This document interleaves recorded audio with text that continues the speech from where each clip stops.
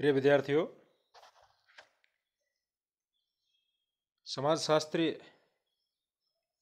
अभिमुखन के बारे में इससे पहले वाले वीडियो में आप देख चुके हैं। समाजशास्त्रीय अभिमुखन के दो पार्ट हैं, जैसा कि आप पहले से जानते हैं। इससे पहले वाले वीडियो में आपने साइंटिफिक ओरिएंटेशन के बारे में देखा है, यानी वैज्ञानिक अभिमुखन, और औद्योगिक क्रांति के पश्चात समाजशास्त्रीय अध्ययनों में एक परिवर्तन आया और वैज्ञानिक अभिमुखन की जगह विद्वानों का जो रुझान है वो मानवतावादी हुआ। इसी परिवर्तन को हम ह्यूमनिस्टिक ओरिएंटेशन के नाम से जानते हैं, मानविकी अभिमुखन। 19वीं शताब्दी के आखिर में परिपक्व औद्योगिक व्यवस्था की परिवर्तित परिस्थितियों, नवीन परिस्थितियों और समस्याओं के परिणाम स्वरूप समाजशास्त्र का रूप भी बदलने लगा, परिवर्तित हुआ समाजशास्त्र भी। अमेरिकी समाजशास्त्र में मनोवैज्ञानिक तत्व को प्रधानता मिलनी प्रारंभ हुई और मनुष्य को इच्छा, भावना, उद्देश्य और बुद्धि के रूप में परिभाषित किया गया। यानी आप इसको ऐसे समझ सकते हैं, जो पहले वाला जो अभिमुखन था, वैज्ञानिक अभिमुखन, उसमें केवल क्या है तक का अध्ययन था। वैज्ञानिक पद्धति पर आवश्यकता से अधिक जोर दिया गया। और जैसा कि आपने पिछले वीडियो के अंत में आपने निष्कर्ष रूप में ये सुना है कि औद्योगिक क्रांति के पश्चात ये परिवर्तन आने शुरू हुए और वैज्ञानिक परिप्रेक्ष्य के खिलाफ आवाज़ तब उठने लगी जब विद्वानों ने अत्यधिक मेथोडोलॉजी के ऊपर अत्यधिक जोर देना प्रारंभ किया, पद्धति के ऊपर अनावश्यक जोर देना शुरू कर दिया कि एक पद्धति को ही जो है ज़्यादा तवज्जो देने लगे।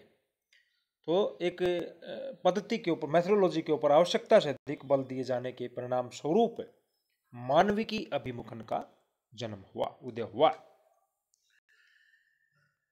औद्योगिकरण, नगरीकरण और प्रवास के कारण पैदा हुई सामाजिक समस्याओं की ओर लोगों का ध्यान आकृष्ट हुआ।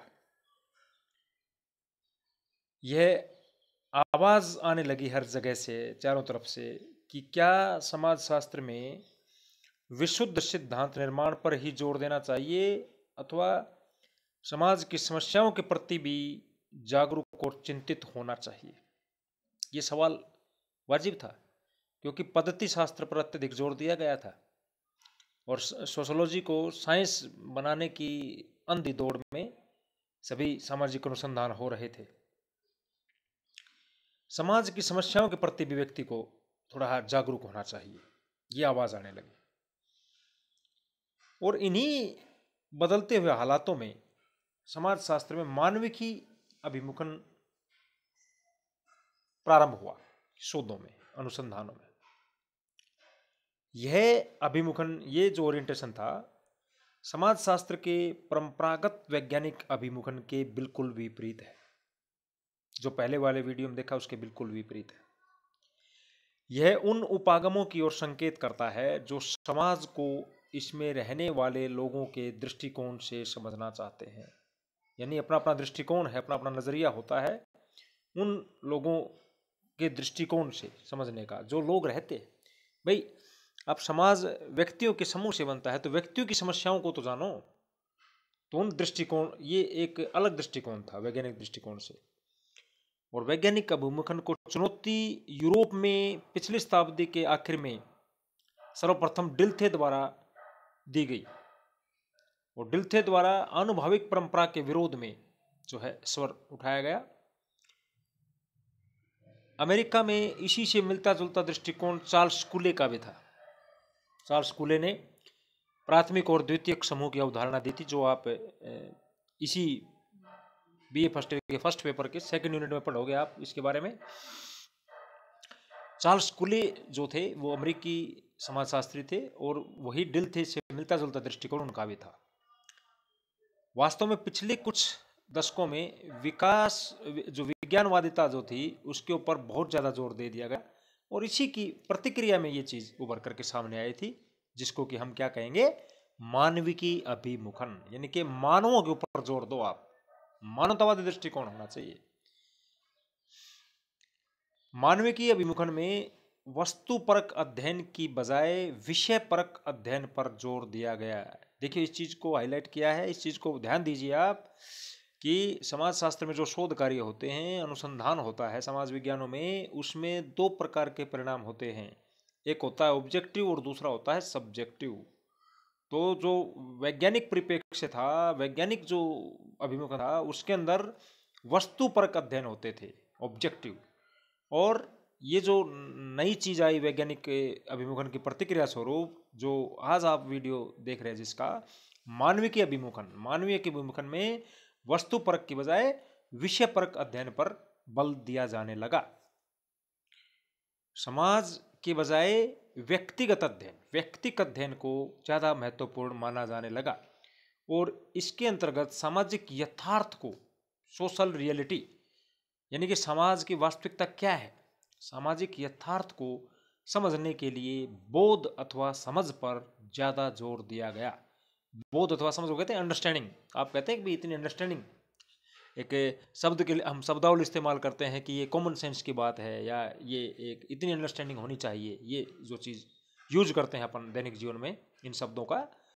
समाजशास्त्र का मानविकी अभिमुखन ऐसे अध्ययनों का पक्षधर है, ऐसे अध्ययनों का हिमायती है जो व्यवस्था के विरोधी हैं, अर्थात परिवर्तन के हिमायती हैं, और ऐसे अध्ययनों का पक्षधर नहीं है मानविकी अभिमुखन जो व्यवस्था के पोषक है। यानी कि वैज्ञानिक अभिमुखन में आपने देखा था, पढ़ा था, यथास्थितिवाद है, अर्थात व्यवस्था का पोषक है, यथास्थिति को बहाल, और जो लॉ एंड जो ऑर्डर है, सिस्टम है, उसके अंदर विरोध नहीं करता वैज्ञानिक अभिमुखन। लेकिन मानविकी अभिमुखन जो है ऐसे अध्ययन कार्यों का पक्षधर नहीं है जो व्यवस्था के पोषक हैं या व्यवस्था के समर्थक हैं। इसलिए इस अभिमुखन के अंतर्गत व्यवस्था का विरोध किया जाता है, जो वर्तमान में जो स्थिति है उसका विरोध किया जाता है, और ये बताया जाता है कि इसकी जगह पर क्या स्थिति होनी चाहिए। जैसे मैक्स वेबर की जो पद्धति है वो मानवीय समाजशास्त्र की पद्धति है, जिसको व्रस्टेहेन का नाम दिया गया है। व्रस्टेहेन जो है जर्मन शब्दावली है, जर्मन भाषा का शब्द है, वेबर की व्रस्टेहेन पद्धति। ये वो पद्धति होती है जिसमें समूह और समाज की बजाय व्यक्तिगत अध्ययन के ऊपर ज्यादा जोर दिया जाता है। सैद्धांतिक दृष्टि से ये जो समाजशास्त्र की मानववादी विषय वस्तु पर बल देता है। मानविकी अभिमुखन समझ में आया होगा, और उसके प्रमुख विशेषताएं कौन कौन सी हैं? वैज्ञानिकतावाद, प्रत्यक्षवाद, आनुभविकता और गणनात्मक तथ्यों का विरोध करता है। ये पहली और प्रमुख विशेषता ये है। ये जो सारे शब्द हैं, वैज्ञानिकतावाद, प्रत्यक्षवाद और आनुभविकता और गणना, ये शब्द आपने समाजशास्त्र परिप्रेक्ष्य में इसलिए पिछले वीडियो में वैज्ञानिक अभिमुखन के अंतर्गत आपने सुने होंगे। तो वैज्ञानिकतावाद का, वैज्ञानिक पद्धति का और अनुभविकता का विरोधी है। दूसरा, सब्जेक्टिव अध्ययनों पर अधिक जोर देता है। ये मैं पहले बता चुका हूं आपको ऊपर कि ये वस्तु परक की बजाय विषय परक अध्ययनों पर ज्यादा जोर देता है। सामाजिक यथार्थ स्थिर नहीं होता है, उसका पुनर्निर्माण संभव है। सोशल रियलिटी बदलती रहती है। इसका मतलब ये हुआ कि सामाजिक यथार्थ कोई स्थिर चीज नहीं है, कोई स्थिर तथ्य नहीं है, परमानेंट नहीं है, ये बदलता रहता है।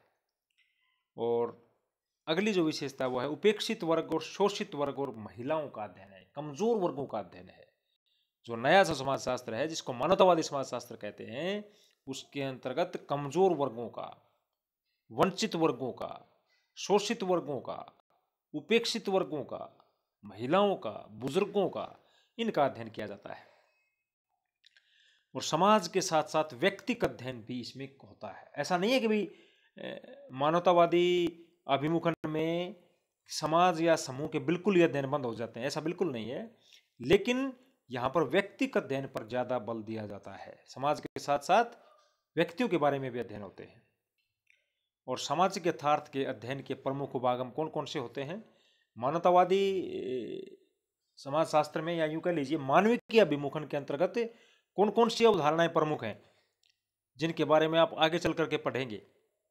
परघटना शास्त्र, फिनोमेनोलॉजी, एथनोमेथोलॉजी, आमूल परिवर्तनवादी उपागम, प्रतीकात्मक अंतःक्रियावादी सिद्धांत। ये जो सिद्धांत हैं ये मानविकी अभिमुखन में विश्वास करने वाले विद्वानों के द्वारा दिए गए हैं, जो कि आगे चल करके समाजशास्त्र में आपके द्वारा पढ़े जाएंगे। गारफिंकल, अल्फ्रेड शुट्ज, पार्क, कूले आदि जो प्रसिद्ध समाजशास्त्री हैं, विद्वान हैं, वो मानविकी अभिमुखन से संबंधित विद्वानों का प्रभाव भी समाजशास्त्र में जारी रहेगा। ये जो चीज़, ये परघटना शास्त्र, एथनोमेथोलॉजी, आमूल परिवर्तनवादी उपागम जो हैं, ये नए समाजशास्त्र के जैसे उसकी एक परिवर्तनवादी अप्रोच है, रेडिकल अप्रोच है, उसके अंतर्गत जो चीज़ें देखी जाएंगी। जो पुराने जो अभिमुखन है वैज्ञानिक परिप्रेक्ष्य के विरोध स्वरूप। मानविकी अभिमुखन से संबंधित विद्वानों का प्रभाव जो है समाजशास्त्र में जारी है और रहेगा, क्योंकि वैज्ञानिक अभिमुखन बहुत लंबे समय तक जारी रहा। विश्वविद्यालयों के पाठ्यक्रमों और पुस्तकों में भी गुणात्मक पद्धति पर ज़्यादा बल दिया जाने लगा है आजकल। प्रत्यक्षवाद, औपचारिकता और गणितीय समाजशास्त्र भी तेजी से बढ़ रहे हैं, तो प्रत्यक्षवादी समाजशास्त्र का अस्तित्व भी बना रहेगा, ये खत्म नहीं होगा। अब आप ध्यान दीजिए, इसमें इसका निष्कर्ष क्या निकला?